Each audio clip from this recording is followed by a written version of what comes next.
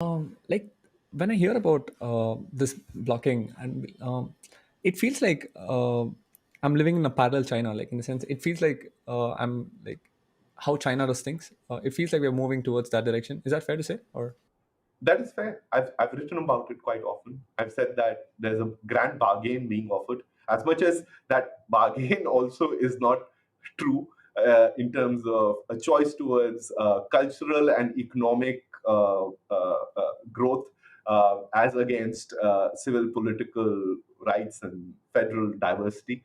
So I've written about it earlier, and what it manifests is in greater centralized control in terms of the union ministry of electronics and IT through the IT rules, and the Union Ministry for Information and Broadcasting, trying to regulate the three most significant and active sectors of how we shape our political opinions if we have access to the internet in India.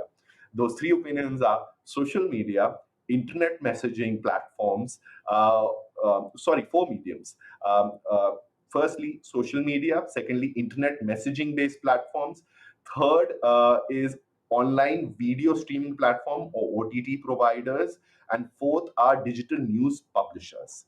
And this is all being done under provision of the IT Act called Section 79, in which the government does not have power to regulate anything, arguably, outside internet based social media and internet based messaging platforms. It definitely does not have the power of calling online curated video streaming websites such as Netflix and Amazon Prime intermediaries. Neither does it have that power to do it for online digital news media portals, given that these entities create content editorially curated and publish it, as opposed to a messaging platform or a social media website, which by and large provides a technical facility for information exchange and hence are intermediaries. So going beyond the law, centralizing control, and that for the end objective of restricting political mobilization, civil and political rights, actually is not only China, it's also Singapore and Turkey. So I think we are taking inspiration from multiple models of regulating the internet. but but I don't think we have gone like.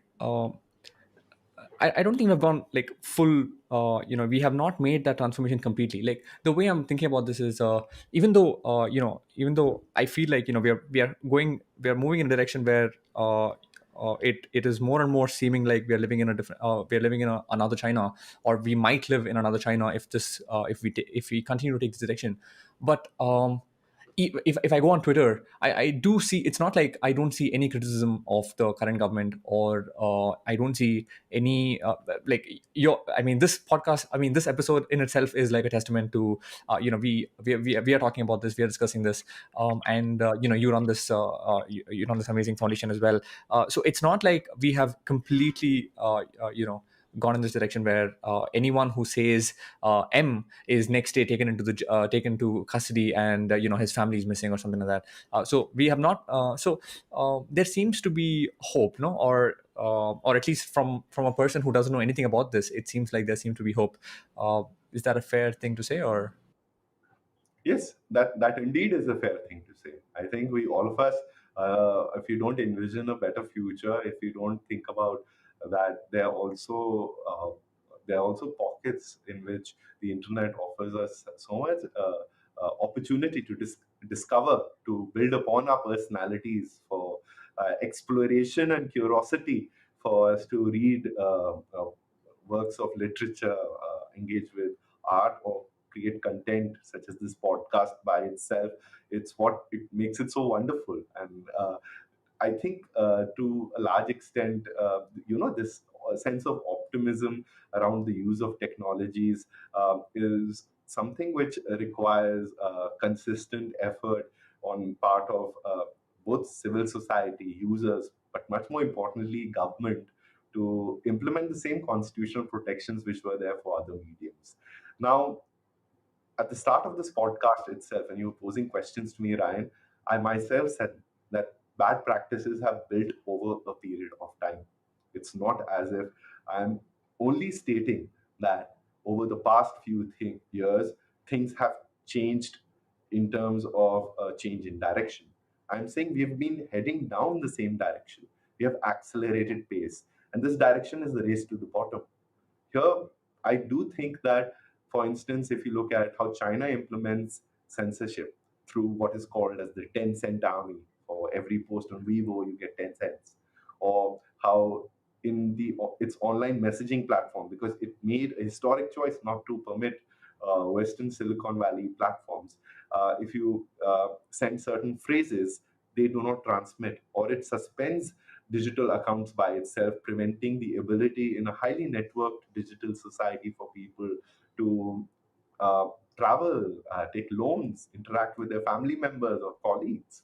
The level of sanction, the level of restriction is fairly high in China. But we should also remember that China is the country of Tiananmen Square.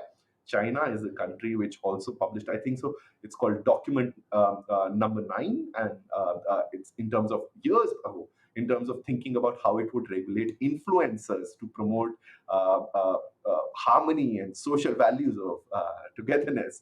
So taken a very, very different approach towards the internet, where it thinks in terms of the CCP as a political organ, organizing organ, and the state as one. That's one.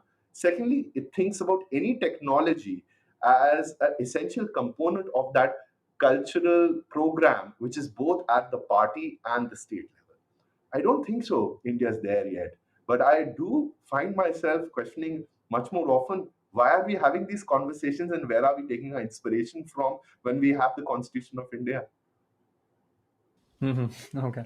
I also find I don't know if this is a hot take, but I also find when Modi went to the US, I think a few days back, and when they were talking about democracy and free values, and that also, like, I feel very optimistic about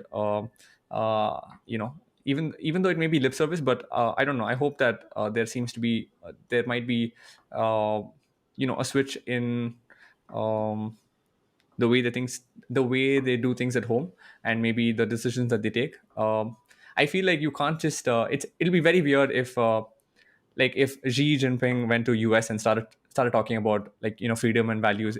Like, no one would, like, it'll be so weird. I don't think it's reached that stage where, when Modi is talking about free values or democracy, that it's to the point of satire. So I don't know. I find those recent events also a little